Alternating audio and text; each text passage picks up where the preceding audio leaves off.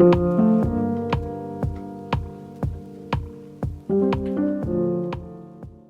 my name is Saara. Welcome to the Rich Souls podcast. This is a podcast where we talk about the tips, tools, mindsets, tricks that all feed our soul and make us rich from the inside out. And this podcast is my first one ever.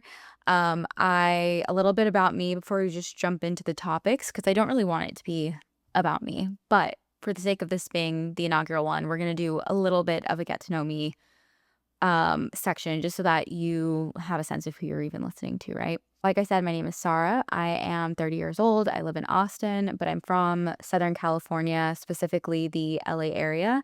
Chino Hills, if you know it. Oddly, a lot of people know Chino Hills. So Chino Hills, lived in Long Beach, and then I moved to Nashville and then to Austin, where I've been for the last couple of years. I have been deeply interested in all things self-improvement for as long as I could remember.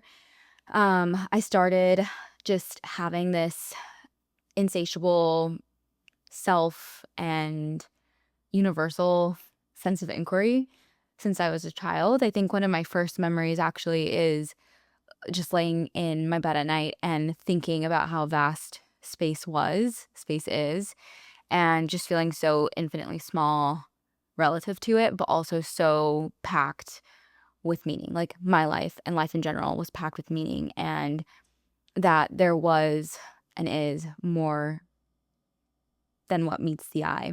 And I think at that age, I must have been maybe 4, 5, something like that. Needless to say, I've just been obsessed with all things esoteric for a long time. And it's in the last decade or so that I've been doing a lot of focused work. Things like, just journaling, meditation, subconscious reprogramming, studying religion and mysticisms. And that's all culminated to what I'm doing now. So I'm now doing whatever. So what am I doing? I am actually very much so in the process of figuring that out. And I'm okay with actually so owning that, because this is the hero's journey, essentially. I had a very full corporate career. It felt wrong from very early on, and due to familial and cultural programming, I decided to stay in that job for so long, for way too long. At a certain point, it was like I was changing everything in my life except for the one thing that was affecting me the most. This isn't to knock that job at all. If anything, it's more of a testament of where I was at that time, and that I felt like I needed to settle for security, and in doing so, just stray further from myself and what really makes me happy, makes me, and likely what I'm, here to do and to refine into in this life experience. So I'm very much so figuring out this leap of faith that I've taken very recently in leaving that corporate career in order to pursue something that's more aligned. One of the repercussions of staying in situations that aren't aligned for us is that we lose our sense of self, and we stray further from what our truth is. We get out of touch with ourselves. That's very much so what happened with me in my last job situation and the past few months that I haven't had a corporate job. I've been learning myself, figuring myself out.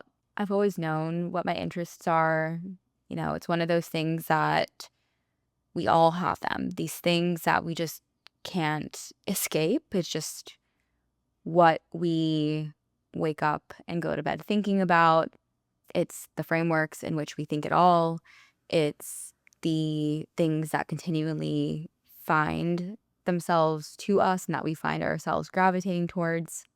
And so once again, at age 30, I find myself in a huge leap of faith, not only with having left my corporate career, but in figuring out an alternative path, one that is still very much so taking shape and that I am following breadcrumbs for, which includes this podcast and includes this concept of rich souls. I've wanted to start a podcast for quite a long time, and I never did it because I don't know, I just didn't have energy. I just wasn't inspired. I had a lot of other things, I guess, going on, but it's been on my to-do list, and now I have the space and time to do it. Now we're gonna do it. I know a lot of us in different ways and on our own schedules have been experiencing huge life transitions, whether it's moving to new states and countries or starting new ventures, beginning and ending relationships. I don't know if it's just my age range or what, but it seems like everyone around me is going through some major shift. And even if it's not some external shift, it's maybe unearthing deep core wounds or otherwise changing inherent or not otherwise previously natural parts of us that we're now realizing just don't fit who we want to be and where we want to go. So the transitions can look a ton of different ways. And also the stretching can come both internally and externally. Meaning, we can be the ones to impose these changes on ourselves, but also these changes can be imposed upon us from outside of us, whether it's through a person, a job, whatever. I was feeling so disoriented from the amount of change that I had been experiencing that at a certain point, I felt like I had no choice but to leave where I live and just retreat to nature. But when I tell you I needed to go, oh my gosh, I needed to go. And in that, I had so many lessons from myself and from the divine, from nature about my own path, but also just truths of reality. One of them was that being is contributing. Merely by existing, we are contributing to this world. I wasn't fully offline during this time, and I saw a YouTube short from Teal Swan. And in it, she talked about this statistic that if we all knew it, we wouldn't have confidence issues. And it was something like, I'm not going to even have the number, but I'm not going to look up the number. It doesn't really matter. It was just a point of the fact of how unlikely each of our existence is. It starts with each of us having two biological parents, each of them having their two biological parents, and on it goes for many generations. This means that it was so serendipitous that through a chain of generation building, our lineage ended up with us here, with you watching this, with me saying this, and that is miraculous. That is a confidence builder in that. Yes, we could look at it like it's random. Or, and we can look at it like it's purposeful.